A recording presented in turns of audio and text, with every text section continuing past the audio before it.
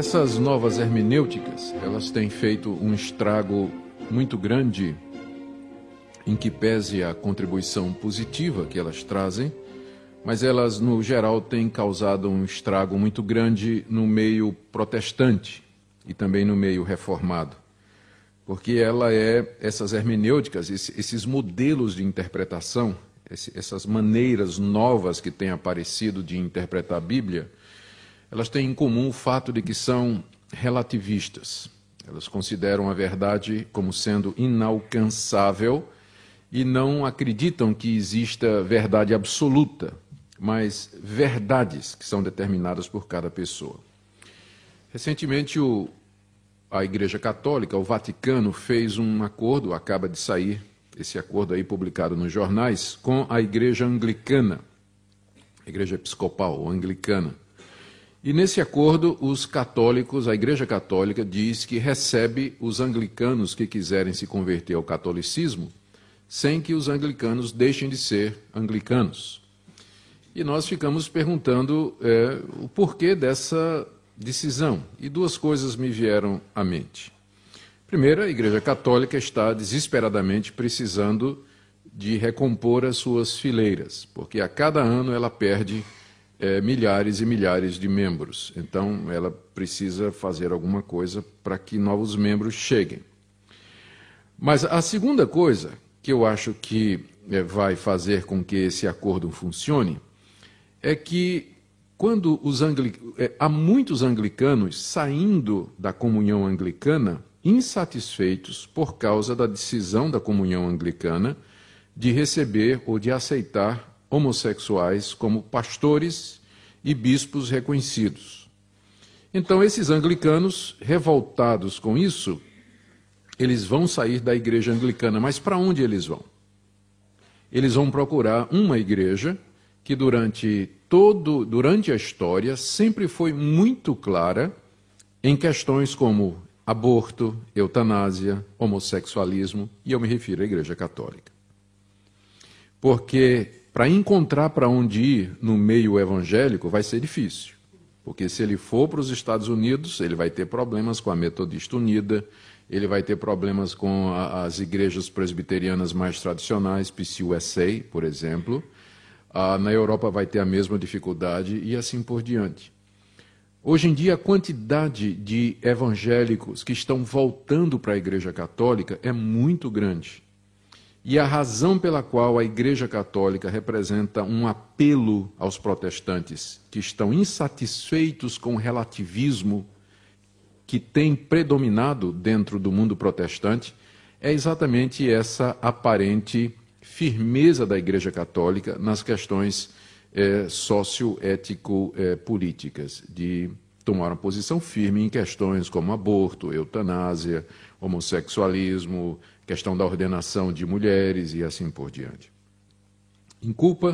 A culpa, em grande parte, é nossa, porque nós nos deixamos fragilizar, primeiro, pelo método histórico crítico, que nos roubou a autoridade da Escritura em grandes aspectos, e quando nós pensávamos que esse método ele foi destronado após 250 anos de ineficácia, aparecem então outras hermenêuticas, outros métodos de interpretação que combatem o método histórico crítico, são contra algumas das pretensões do método histórico crítico, mas em compensação trazem também grandes e graves perigos para nós.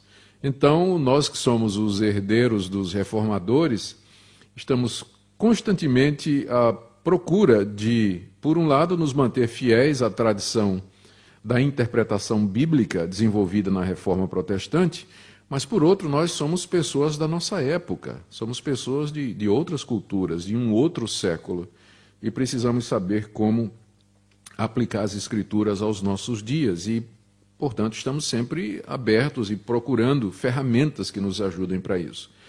E nessa procura, não poucos reformados, às vezes, têm sido vítimas dessas novas hermenêuticas. Por isso eu creio que uma palavra nessa noite pode ser de alguma ajuda para vocês. Talvez você nunca se deparou ou nunca encontrou algumas das coisas que eu vou falar hoje à noite. mas talvez se você tem jovens universitários no seu rebanho, eles já ouviram falar disso na universidade. Eles já ouviram falar de Gadamer, Derrida, Foucault, e nomes que são nomes conhecidíssimos na área de literatura, na área da filosofia, e que com certeza lá na universidade eles já aprenderam antes de você essa questão da pluralidade do relativismo na leitura de textos. Então é importante que o pastor esteja preparado para que ele possa responder a todas estas questões. Vamos começar então com essa afirmação de que essas novas hermenêuticas, elas surgiram muito naturalmente quando o período chamado de período moderno, ele foi substituído por aquilo que alguns chamam de pós-modernidade. Existe debate a respeito desse título, alguns acham que não é adequado. Mas a maioria dos estudiosos, dos historiadores, acham que o nome pós-modernidade expressa bem esse movimento mundial que começou no meados do século passado, mas que teve a sua fundação histórica com a queda do Muro de Berlim. Eles acham que a queda do Muro de Berlim, que separava as duas Alemanhas, é o marco, é o ícone do surgimento da pós-modernidade, muito embora antes desse acontecimento, os fatores que levariam ao surgimento da pós-modernidade já estavam em operação. Em linhas gerais, porque eu preciso ser breve, a pós-modernidade, que é um movimento de dimensões mundiais e pluridisciplinar, ele afeta todas as áreas do nosso pensamento, ele é caracterizado, em primeiro lugar, pelo conceito de que a verdade é plural. A razão pela qual os racionalistas nunca chegaram a um acordo sobre a verdade não é porque eles erraram no método, a razão continua sendo importante, é porque eles estavam procurando uma coisa que não existe, verdade absoluta. Não existem verdades que sejam absolutas e que sejam válidas em todas as épocas e em todas as culturas. A verdade é uma produção do meio e é o resultado da interação do indivíduo com o seu ambiente. Não se pode falar de verdade absoluta, mas de verdades, que são não somente complementares, mas elas têm o seu direito em si mesmas, elas existem por si sós e são interpretações diferentes e variadas da realidade que nos cerca. Em segundo lugar, a pós-modernidade se caracteriza, então, pelo abandono do ideal moderno de encontrar a verdade através do uso de métodos científicos ou racionais, ou da pesquisa, enfim, da análise crítica. Os pós-modernos consideram esse ideal da busca da verdade como uma perda de tempo, simplesmente porque a verdade não existe, a verdade é absoluta. Em vez disso, eles procuram se concentrar no aqui e no agora e na realidade que as pessoas estão vivendo nesse exato momento. E com isso também, em terceiro lugar, eles abandonaram aquele conceito da neutralidade.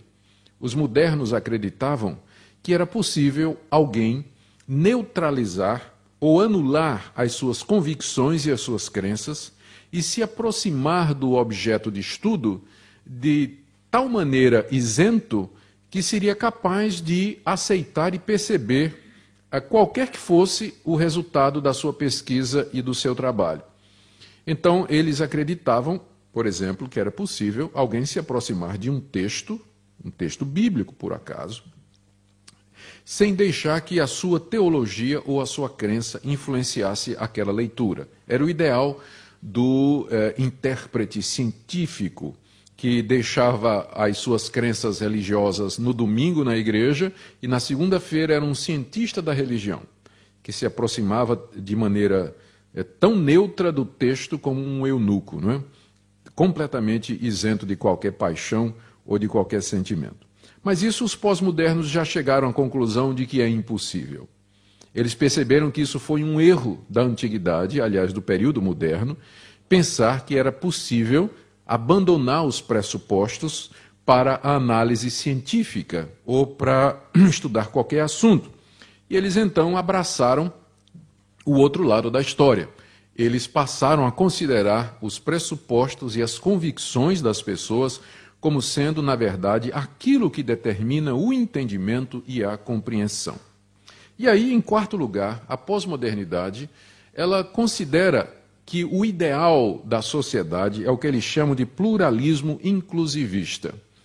Ou seja, a sociedade tem que se caracterizar pela pluralidade, já que ela se caracteriza pela pluralidade étnica, especialmente na Europa e nos Estados Unidos, então ela também, essa pluralidade tem que se referir, tem que se estender às diversas compreensões de mundo. Não se pode dizer que uma compreensão de mundo é superior à outra. Nós todos temos que conviver com as diferentes opiniões uns dos outros e incluir estas opiniões juntamente com as nossas. Então, é diferente um pouco da chamada tolerância cristã, porque o cristão ele está convencido da verdade, mas ele convive, porque ele tolera as outras pessoas, ele respeita as outras pessoas, ele convive com as diferentes ideias, mas ele sabe, ele tem convicção de que o cristianismo é a verdade. Mas o que a pós-modernidade ensina não é esse tipo de pluralidade ou de tolerância, porque o fato de você acreditar que você está certo e que os outros estão errados, isso já é o que eles chamam de um discurso arrogante e com pretensões de dominação. É um discurso arrogante com pretensões de dominação. Nenhuma religião é melhor do que a outra. As religiões são um sistema de símbolos ligados à cultura e ligados a determinados ritos determinados pelo tempo e pelos costumes das pessoas, e que, portanto, variam de cultura para cultura. Não se pode dizer que uma religião está certa e as demais estão erradas. Nós temos que aprender a conviver com todos e respeitar a opinião de todos. E aqui surge, em último lugar, o conceito do politicamente correto. A pós-modernidade se caracteriza por esse ideal do politicamente correto. O que é alguém politicamente correto? É alguém que se comporta adequadamente no meio dessa pluralidade. É alguém que não questiona a crença dos outros, não questiona o comportamento dos outros, não emite opinião desfavorável àquilo que os outros creem e praticam. Então, uma pessoa politicamente correta jamais vai dizer que o homossexualismo está errado. Jamais vai dizer que relações sexuais fora do casamento está errado. Jamais vai criticar uma pessoa por aquilo que ela acredita ou por aquilo que ela faz. Então, é claro que os cristãos de persuasão reformada, calvinistas e que creem em verdades absolutas e que têm um sistema ético baseado na Bíblia, eles são chamados de fundamentalistas, de xiitas, de radicais, de intransigentes. Dentro dessa mentalidade do politicamente correto, nós somos vistos como incorretos, politicamente incapazes e pessoas que não têm condição de diálogo e que não desejam diálogo porque nós ousamos dizer que não concordamos com determinadas coisas e determinadas práticas. Então, essas são algumas das características desse período chamado de pós-modernidade, que já domina a cultura da Europa, dos Estados Unidos e de terceiro mundo, pode ter certeza disso também, já há alguns anos. E é nessa cultura que nós estamos inseridos. E essa mentalidade que dominou o mundo, ela se fez sentir em diversas áreas da nossa existência. Por exemplo, a filosofia, que era antes dominada pelo ideal racionalista, ela agora passou mais para as filosofias ligadas ao existencialismo, que tem vários ramos dentro do existencialismo, mas o existencialismo, ao contrário do racionalismo, ele abandona a questão da racionalidade e procura então se guiar pela experiência das pessoas e por aquilo que elas experimentam aqui nesse mundo. Você percebe também uma mudança nos costumes e nos valores. Há 20 anos passados, se você chegasse para uma menina, uma moça, eu não vou dizer o nome em português porque pode ofender ouvidos brasileiros, então se você chegasse para uma menina e para uma moça e dissesse, comporte-se, a moça saberia o que você estaria dizendo. Mas hoje, se você chegar para um adolescente e dizer para ele, se comporte da maneira certa, Ele não vai ter a menor ideia do que é que você quer dizer com isso, porque o que para ele é um comportamento certo, certamente já não é mais para você, e assim por diante. Isso impactou as artes, isso impactou a música. Há um livro muito bom do Rookmaker, que é um holandês, chamado A Morte de uma Cultura, onde ele analisa essa transição da modernidade para a pós-modernidade, mostrando as artes, a pintura, a música e as composições, a escultura, onde claramente você percebe a mudança de uma visão de mundo vista pelos artistas como sendo um mundo de detalhes, um mundo de realidade, para simplesmente pegar tinta e jogar na tela e dizer que aquilo é arte. Então, a própria arte refletiu essa mudança de paradigma no mundo. Até as ciências exatas. Hoje em dia se fala da matemática do caos. 2 mais 2 não é igual a 4 sempre. É relativo. Ou na própria física, por exemplo. O mundo funcionava antes na famosa mecânica newtoniana. A lei da gravidade. O mundo se comporta e os corpos se regem por determinadas leis fixas. Newton, aquele cristão, foi instrumental na descoberta destas leis e na sistematização delas. Mas hoje em dia já se descobriu que a mecânica quântica, quando você vai para o espaço, ela não funciona.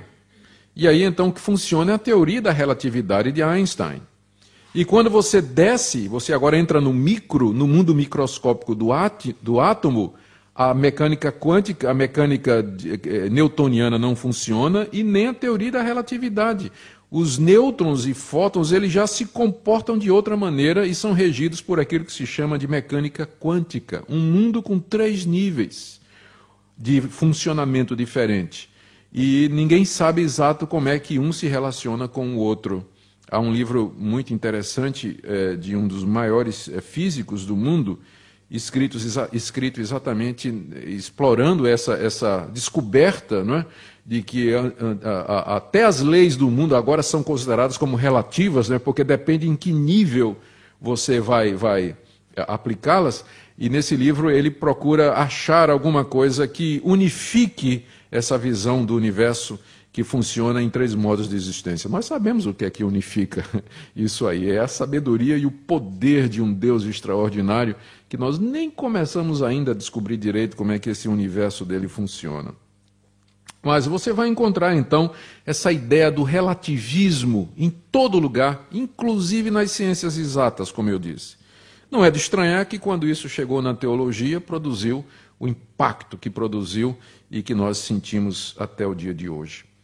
Quando a pós-modernidade chegou na academia protestante, ela produziu, em primeiro lugar, sistemas de interpretação que passaram a dizer ou adotar o que se chama pluralidade de interpretações. Não existe uma única interpretação correta da Bíblia. O texto bíblico é visto como um reservatório de sentidos. Cada vez que você lê a Bíblia, dependendo do contexto em que você se encontra, da situação em que você se encontra, será produzido um novo sentido, talvez até oposto ao sentido anterior da última vez que você leu, mas igualmente válido, porque não existe uma única interpretação válida, mas muitas e infinitas, tantas quantas leituras existam e tantos quantos leitores existem. E aí a interpretação bíblica mudou outra vez a sua natureza. Vocês se lembram que ontem eu disse que antes do período, ou durante o período da Reforma Protestante, o objetivo da interpretação bíblica era entender as regras de interpretação para que se pudesse ouvir a voz de Deus falando através da Escritura Sagrada. Com o surgimento do método histórico crítico, abandonou-se esse objetivo e o alvo do intérprete passou a ser entender como é que a Bíblia foi feita. Daí a crítica das fontes, a crítica da forma, a crítica da redação, que eu ontem rapidamente falei para vocês. Mas agora isso tudo passou. A hermenêutica, ou a ciência da interpretação, ela agora se preocupa em entender como é que o entendimento e a compreensão dos textos funciona. Houve uma mudança do texto, aliás, houve uma mudança do foco, que era antes no autor, para a produção do texto E o foco agora é no leitor, porque já que o sentido é uma variante e uma dependência da experiência do leitor, então, em última análise, quem vai determinar o sentido de um texto é o leitor, mesmo que o autor tenha dito alguma coisa, mas é a interpretação subjetiva do leitor que vai determinar o que é que o texto está dizendo. E para entender melhor esse processo, a interpretação ela vira epistemologia, ou ciência da linguagem, ou filosofia da linguagem, como tem sido chamada nesse propósito de entender como é que estas coisas funcionam. E aqui se abandona, então, uma coisa que era cara para os reformadores e para os puritanos exegetas, que era a questão da intenção do autor. Como nós vimos ontem, uma das características da interpretação da Reforma Protestante era exatamente a procura da intenção do autor, que era feito através pelo orare et labutare, a conhecer as línguas originais, conhecer a história, conhecer a arqueologia, para tentar entender o que é que o autor quis dizer, e aquilo haveria de determinar o sentido do texto. Mas agora, as novas hermenêuticas, elas dizem que, uma vez que o autor acabou de escrever o texto, o autor morre.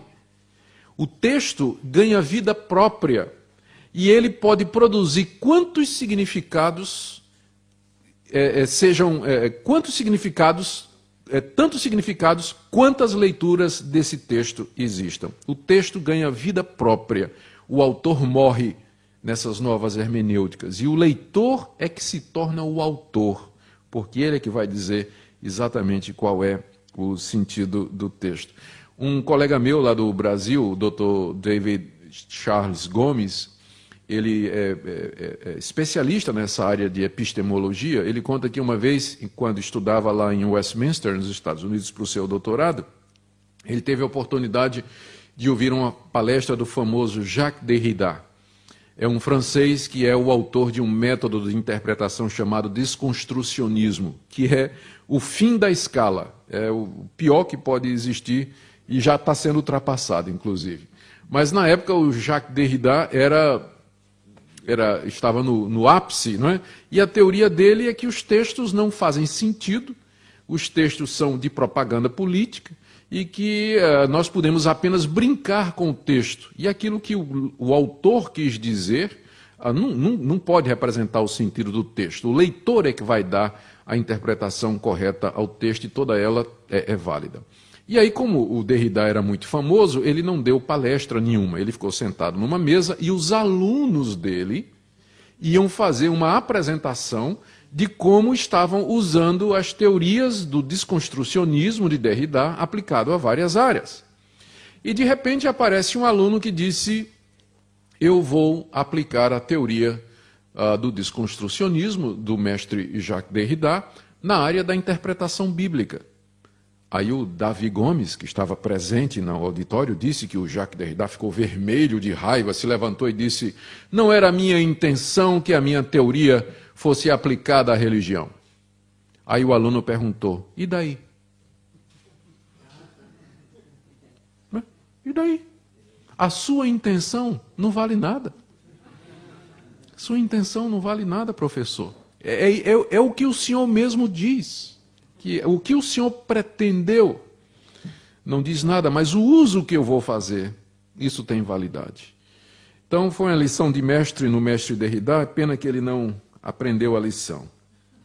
Mas então, essas novas interpretações, essas chamadas novas hermenêuticas, além de matar o autor e a intenção do autor, eles focam no leitor e afirmam que o sentido de um texto é resultado da interação do leitor com o próprio texto, independente daquilo que o autor quis dizer. Pode ser que Paulo, quando escreveu um determinado texto, quis dizer alguma coisa, mas isso não tem mais importância. O que importa é o que você sente e como você interpreta aquele texto no momento em que você está lendo.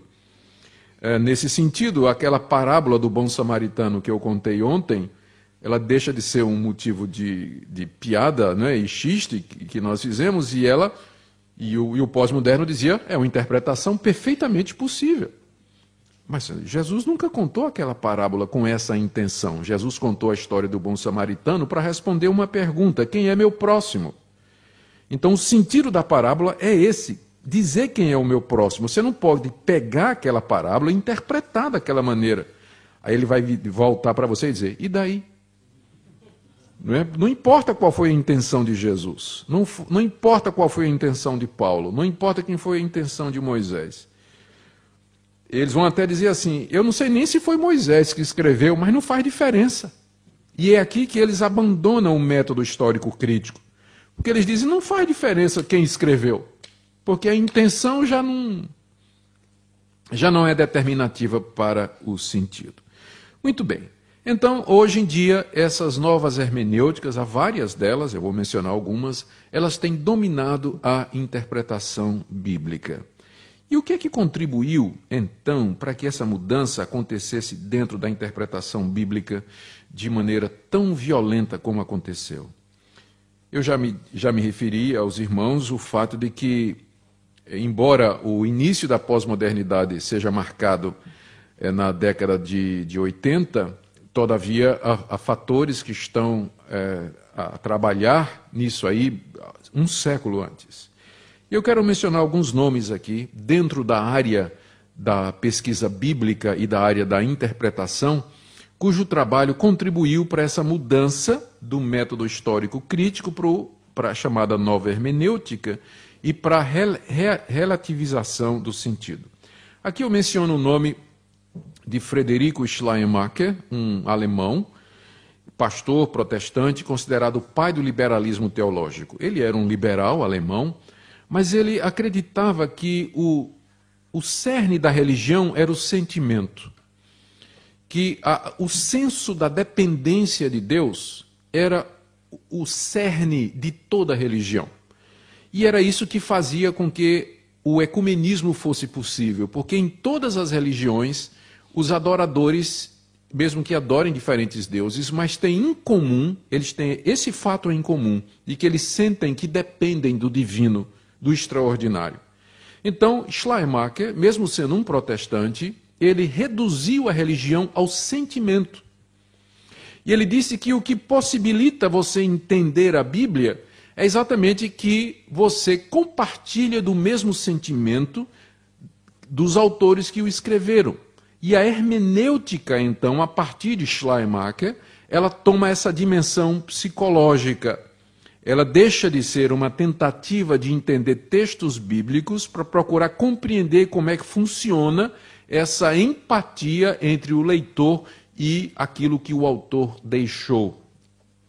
Uma outra pessoa que contribuiu para isso, e Schleiermacher foi muito influente no liberalismo teológico e também no surgimento dessas hermenêuticas. Uma outra pessoa que vocês já devem ter ouvido falar também é um outro liberal alemão.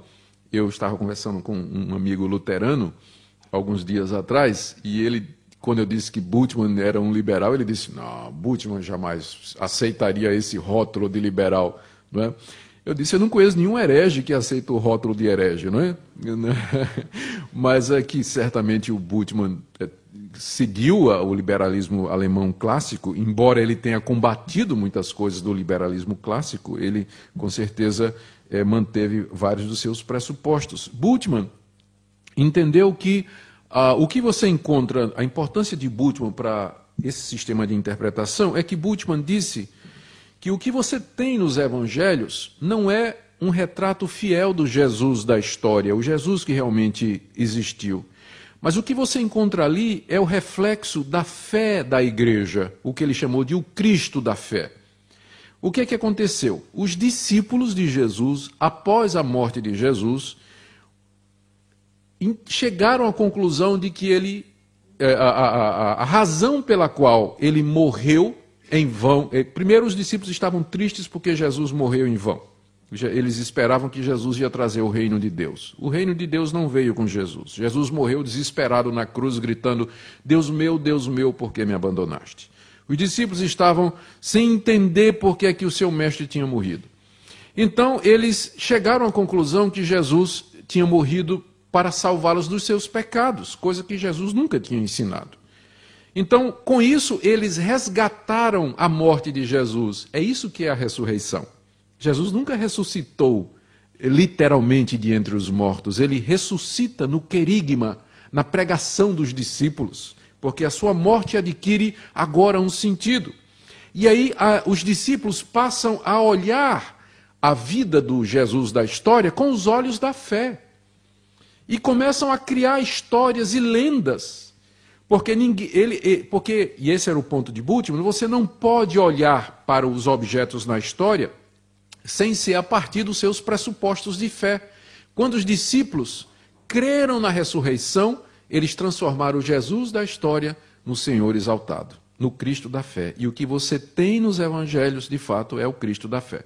O programa de Bultmann, que foi chamado de desmitologização, era um programa que visava descascar o evangelho como as cascas de uma cebola, né? Você ir descascando a cebola até você chegar lá no cerne da mensagem do evangelho que ele entendia em termos existenciais.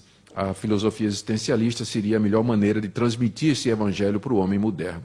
Então, essa visão de Bultmann do Cristo, de que a fé dos discípulos transformou o Jesus da história no Cristo da fé, contribuiu para esse conceito de que a fé do leitor é que vai determinar o sentido do texto e da história. Então você tem aí a importância de Bultmann também. Você também tem aqui, nesse sentido, a figura do famoso pastor suíço Karl Barth. Karl Barth foi contemporâneo de Bultmann, trocaram cartas durante 30 anos, discutiram bastante, não é? Discutiram bastante, discordaram entre si muitas vezes. Karl Barth é um pastor gentil, a quem nós devemos reconhecer o débito, temos que reconhecer e dar crédito, porque ele enfrentou o liberalismo teológico na sua época. Todavia, a saída que Karl Barth encontrou para enfrentar o liberalismo não foi negar ou rejeitar o método histórico crítico como um todo, mas dizer que os liberais tinham se enganado num ponto. Sim, a Bíblia tinha erros, como os liberais estavam dizendo, só que Deus nos fala através desta Bíblia que tem erros. Os liberais já tinham rejeitado a Bíblia completamente. O Karl Barth disse, não, a Bíblia é central no cristianismo, nós temos que ouvir a voz de Deus e Ele nos fala através desta Bíblia que tem erros. Quando você lê a Escritura, é claro que a Bíblia não é a palavra de Deus, mas ela contém a palavra de Deus, ou ela se torna a palavra de Deus quando você lê a Bíblia e Deus fala com você através dela. Então, nesse sentido, Karl Barth contribuiu para que a experiência do leitor em contato com o texto se tornasse determinante para a compreensão das Escrituras também.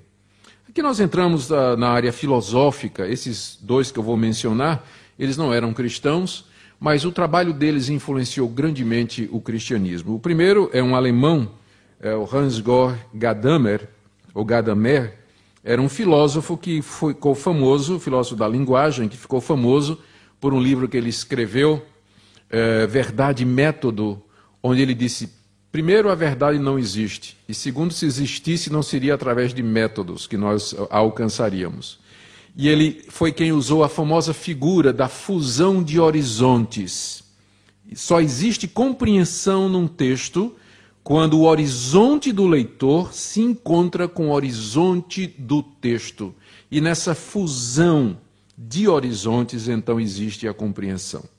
E veio depois, eu já mencionei, o Jacques Derrida, francês, ainda vivo, o Gadamer já morreu, o Derrida ainda está vivo, e ele se tornou famoso, então, por dizer que a linguagem é arbitrária. Ele faz uma pergunta assim: qual é a razão pela qual essa palavra de 4 letras, G-A-T-O,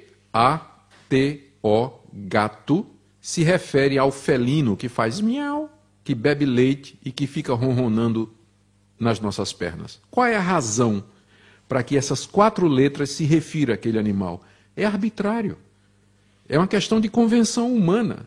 Portanto, a linguagem é arbitrária e ela não pode transmitir sentido. Nós damos o sentido que nós quisermos. E tem gente concordando com o que eu estou dizendo. Gente, eu estou explicando.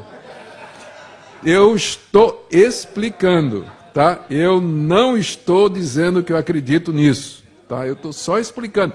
Mas vocês percebem como isso é sutil, não é? Não é sutil? Não parece lógico? Parece muito lógico. E não é à toa que esses homens influenciaram toda a cultura ocidental, não é? Não é à toa. A arbitrariedade da linguagem, que aí então ele chama de desconstrucionismo, que é você ler um texto partindo exatamente do pressuposto de que ele é arbitrário e que ele está escondendo as verdadeiras intenções por detrás. O papel do texto não é comunicar, mas confundir a linguagem. O desconstrucionista é considerado como um anarquista, não é? Embora o Derrida jamais aceitaria esse rótulo, mas o desconstrucionismo é o caos da interpretação. Você chegou então no final da linha, não tem mais para onde ir, é quando você diz que realmente o texto ele não comunica sentido, ele descomunica, ele só confunde e assim por diante. Bom, vários métodos de interpretação surgiram como resultado dessas ideias. Eu podia mencionar o estruturalismo, eu já mencionei o desconstrucionismo, a chamada nova crítica literária, mas eu vou mencionar apenas um, porque foi o que ganhou mais aceitação no meio acadêmico de estudos bíblicos do protestantismo, que é chamada nova hermenêutica. Em inglês seria a hermenêutica reader response, que significa literalmente a reação do leitor, ou a resposta do leitor. Como o nome está dizendo, essa nova hermenêutica, reader response, ela significa que o texto é produzido pela reação do leitor. Aliás, que o sentido é produzido pela reação do leitor ao texto. Ou seja, é uma hermenêutica, é um método de interpretação que foca na experiência do leitor, no ambiente do leitor. Por isso que ela é essencialmente ideológica, ela parte de alguma ideologia.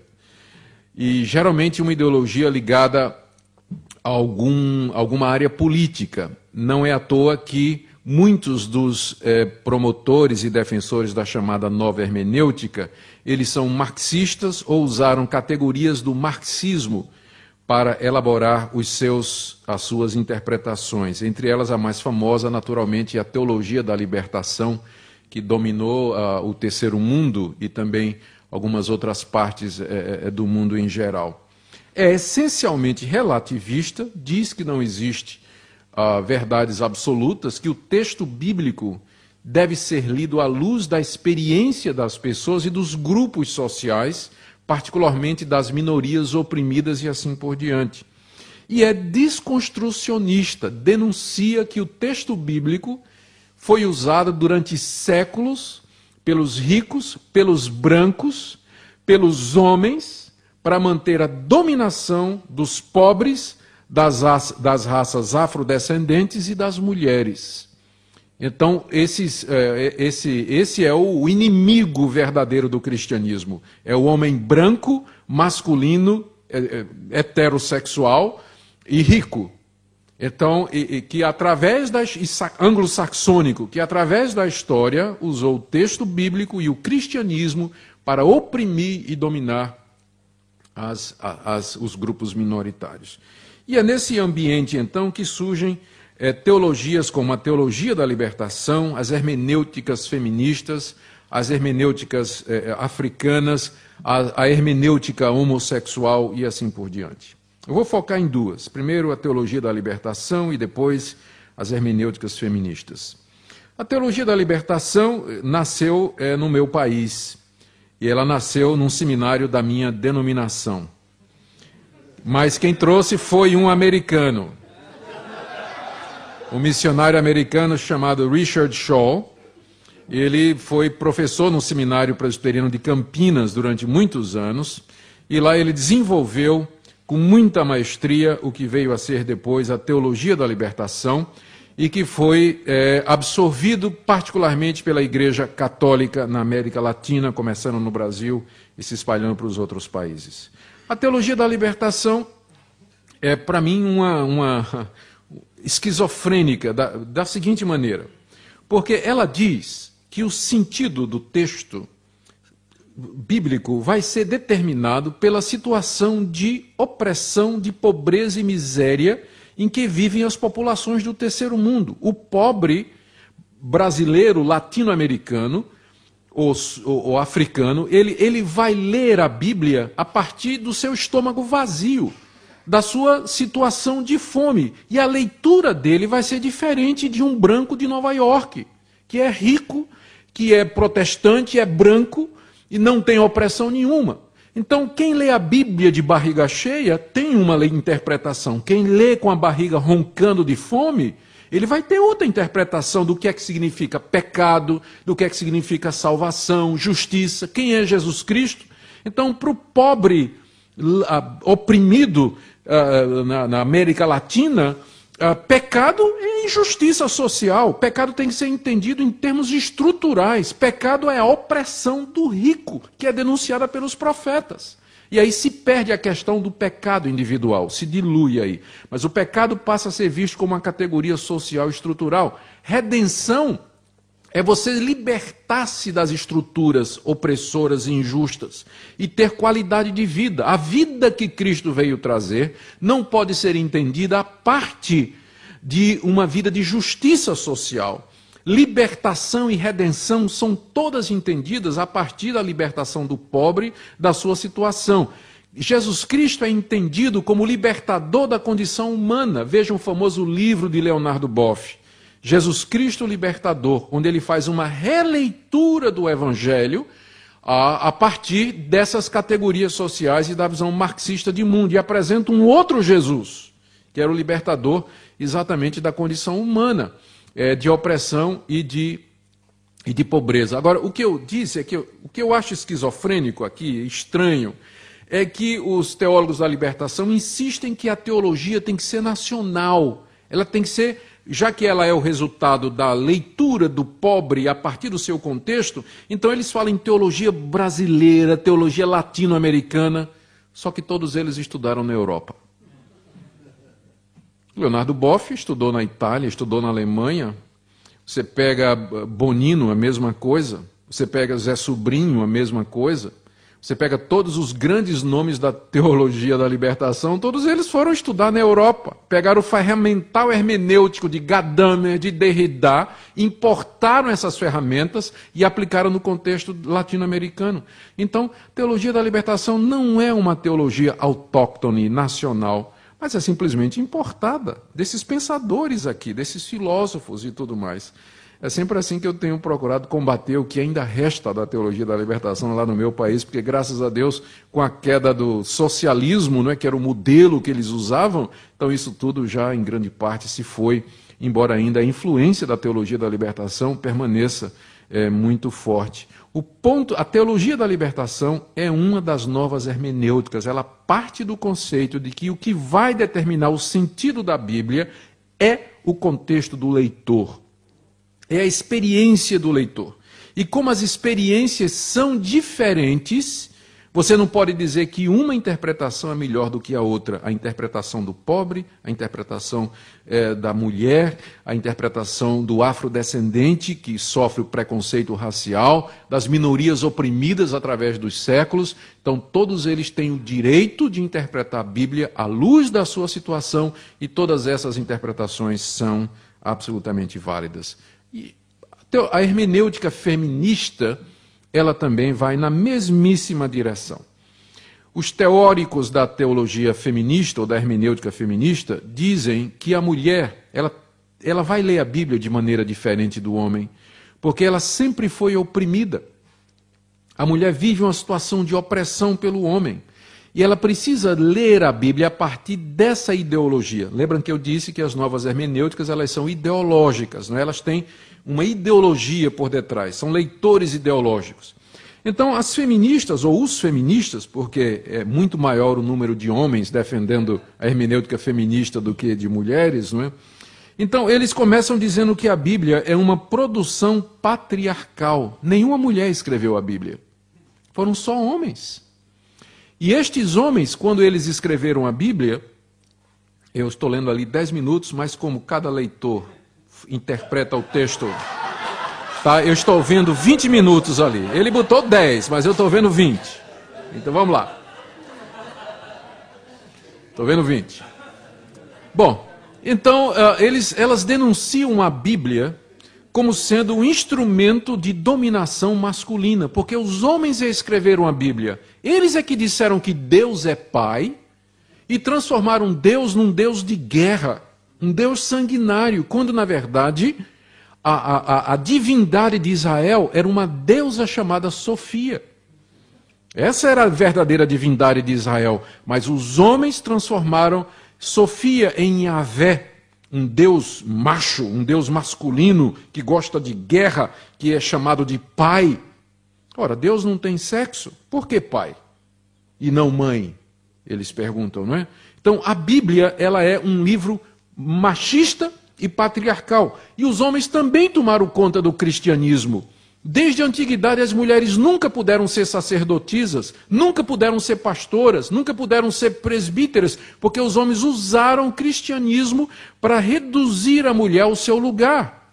A mulher se torna submissa, ela vai cuidar da casa, das crianças. Em alemão, são os 3 Ks, não é? É Kirche, Küche e Kinder. E Kinderen, né? Criança, cozinha e mulher, e filhos. São as 3 coisas que a mulher tem que fazer, e os homens então vão cuidar da religião e vão cuidar dos negócios e assim por diante. Então, elas dizem que a mulher tem que ler a Bíblia com os olhos críticos e desconstruir a mensagem da Bíblia e perceber o preconceito implícito que tem na Bíblia contra as mulheres.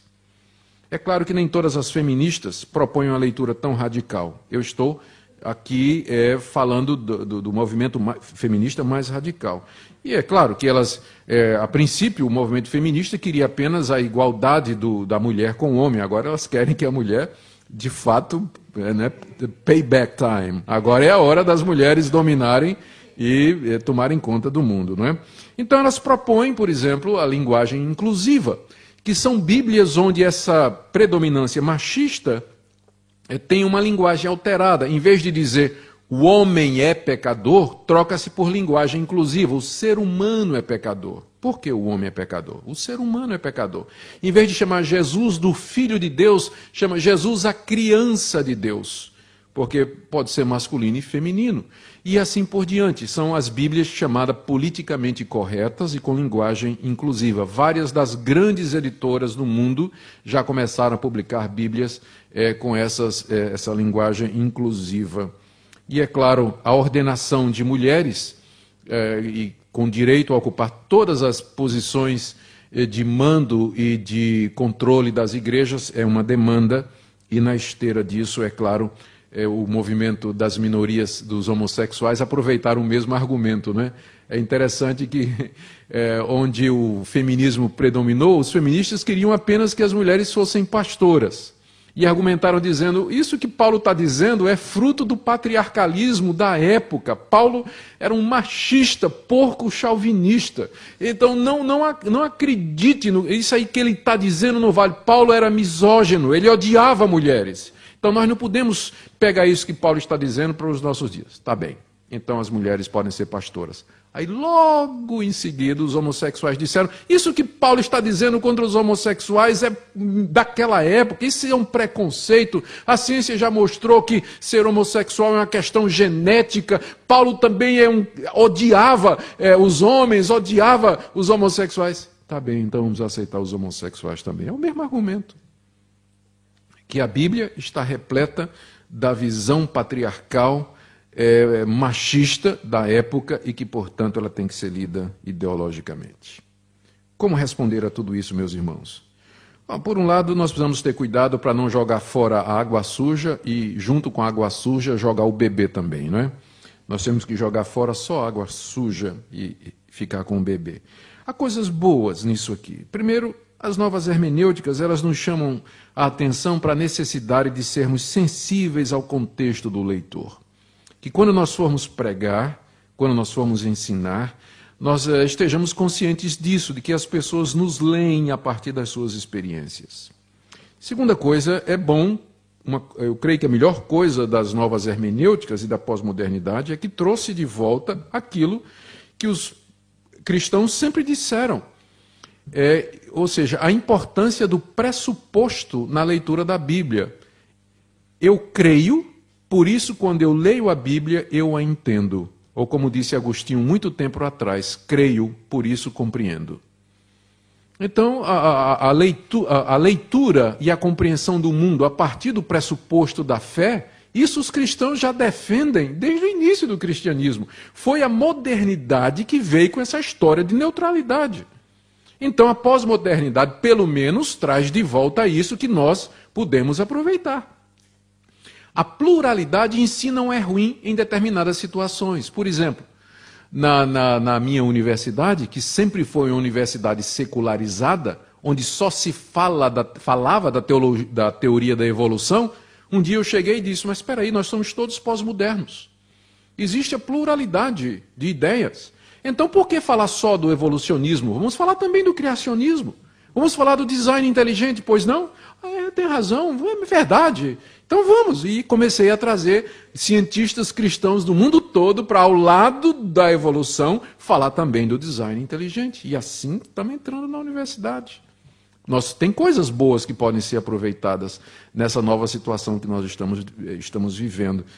Agora, há coisas que nos preocupam, e eu vou terminar com isso dentro dos 19 minutos que ainda tenho. Primeiro, na hora que essas hermenêuticas rejeitam a intenção do autor, elas se tornam absolutamente subjetivas. Não existe mais critério para dizer que interpretação está correta ou errada, e se nós usarmos isso com os livros deles, eles não vão gostar. Se nós usarmos esse método com os livros que eles escrevem, eles gastam livros inteiros para dizer que a verdade é relativa. Então, se a verdade é relativa, o que eles estão dizendo também é. Eles exageram o papel do mundo do leitor para a determinação do sentido. Embora o contexto das pessoas, as experiências das pessoas afetem a maneira como elas veem o mundo, existe uma unidade na raça humana, uma coerência na raça humana tal que para uma pessoa na Europa, na América Latina ou nos Estados Unidos, a expressão Deus amou o mundo de tal maneira que deu o seu Filho, para que todo aquele que nele crê não pereça, mas tenha a vida eterna, é perfeitamente possível de ser compreendida exatamente da mesma maneira, por causa da unidade que existe no ser humano. E uma outra crítica que nós fazemos é a confusão que eles fazem entre sentido e significado. O Salmo 23 tem apenas um sentido, que Deus é o meu pastor e que Ele cuida de mim como um pastor cuida de suas ovelhas. Esse é o sentido do Salmo, não tem outro sentido. Mas ele tem muitos significados ou aplicações. Eu, quando ler aquele Salmo, quando estiver doente, aquilo vai me falar de uma maneira. Deus vai cuidar de mim na minha doença. Quando eu estiver passando um problema financeiro, vai me falar de uma outra maneira, mas o sentido é o mesmo, sempre é, que Deus cuida de mim em qualquer situação que eu esteja. Então, por não fazer a diferença entre sentido e aplicação, é que eles então misturaram as duas coisas. Os protestantes da Reforma nunca negaram isso. O texto tem apenas um sentido, mas Deus pode aplicar esse sentido a diversas situações práticas onde nós ouviremos a sua voz. E nós seremos abençoados onde nós estivermos. Por último, essas interpretações relativizam a proclamação exclusiva do Evangelho e deixam a igreja sem base para declarações e confissões, sem base para pregação autoritativa. Você não pode mais pregar, assim diz o Senhor, se você for seguir as hermenêuticas pós-modernas. E deixa sem base para disciplina. Como é que eu vou poder disciplinar os membros da minha igreja? Porque eles vão dizer, isso é a sua interpretação, pastor, de que isso está errado. A minha é de que está certo, e a minha interpretação é igual à sua. Que Deus nos dê firmeza e sabedoria, e saber que nesse mundo relativista nós temos uma grande eu vejo como uma grande oportunidade, porque a mensagem do Evangelho, ela é firme, ela apresenta segurança e referenciais, e esse mundo relativista no fundo do coração, anseia por âncoras seguras, por base. O ser humano ele foi criado assim, ele precisa de fundamentos. E a mensagem firme do Evangelho traz esse fundamento que nós precisamos. Amém.